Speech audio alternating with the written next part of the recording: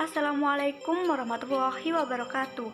Kami dari kelompok 1 yang beranggotakan 4 orang atas nama saya Siti Ranasari dengan nomor NPM 2113041047 dan rekan-rekan Saya Elawati, NPM 2113041081.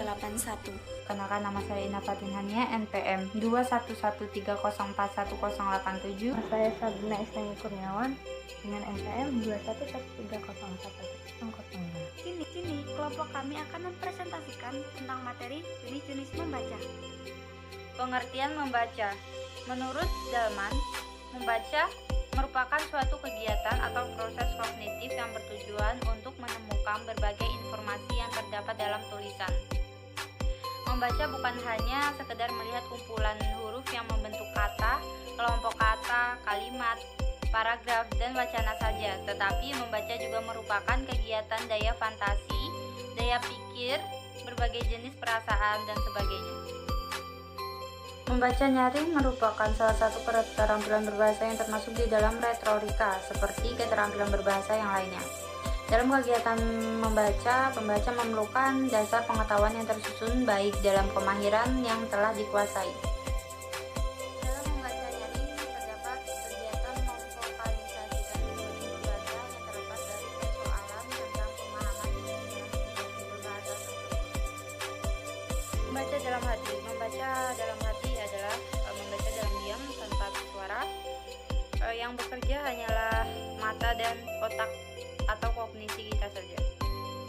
Membaca ekstensif. Target mengungkapkan bahwa membaca ekstensif adalah membaca keseluruhan isi dalam bacaan dalam waktu yang sesingkat mungkin. Hal ini bertujuan untuk memahami isi dalam teks, memahami isi yang penting dalam teks agar membaca secara efisien dapat terlaksana. Membaca survei, artinya kegiatan membaca yang bertujuan untuk mengetahui gambaran umum isi bacaan. Membaca sekilas, artinya kegiatan yang membuat mata bergerak cepat ketika membaca. Membaca dangkal, artinya kegiatan membaca untuk menemukan pemahaman yang dangkal.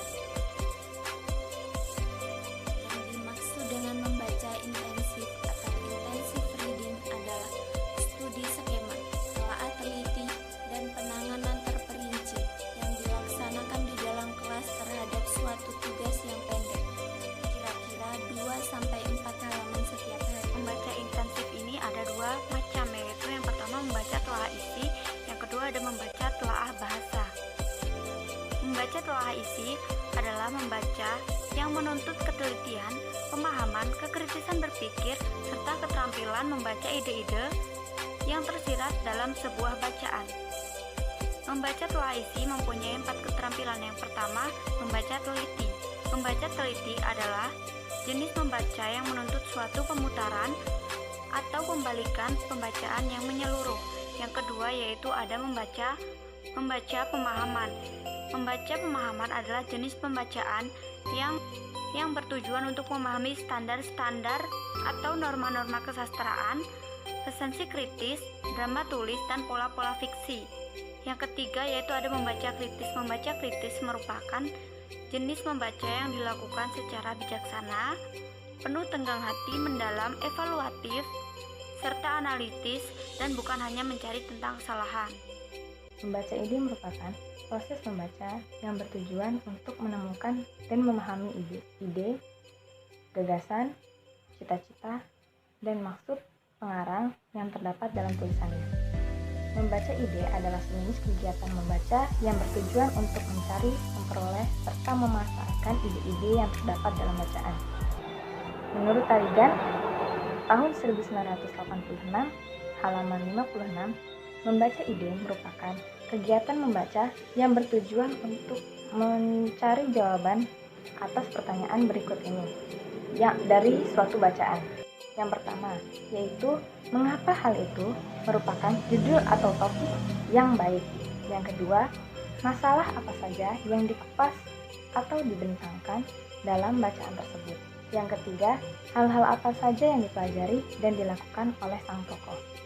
Jadi, dapat disimpulkan bahwa membaca ide adalah sejenis kegiatan proses membaca yang bermaksud menemukan dan memahami ide, gagasan, cita-cita, dan rancangan yang tersusun dalam pikiran penulis dan maksud pengarang atau penulis yang terdapat pada tulisannya. Membaca telaah bahasa merupakan kegiatan membaca yang dilakukan untuk mengetahui bahasa-bahasa yang digunakan oleh penulis dalam menyampaikan suatu gagasan.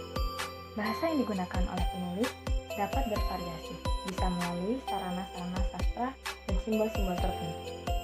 Membaca bahasa asing. Sebelum memulai membaca bahasa asing, seorang pembaca harus dapat memahami alfabet-alfabet dari bahasa asing tersebut dengan sistem penulisan bahasa yang sesuai dengan bahasa asing tersebut. Cara agar seorang pembaca mampu memperoleh pemahaman saat membaca teks bahasa asing, yaitu dengan membaca harus dapat mengenali kata-kata dan struktur kata yang terdapat dalam teks tersebut. Membaca sastra. Membaca sastra merupakan kegiatan yang sifatnya apresiatif. Istilah apresiatif berasal dari bahasa Latin, yaitu appreciatio, yang artinya mengindahkan atau menghargai.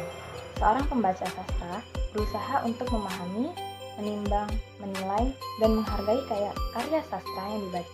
Itu tadi presentasi kami tentang jenis-jenis membaca. Selanjutnya yaitu beralih ke forum diskusi. Terima kasih. Wassalamualaikum warahmatullahi wabarakatuh.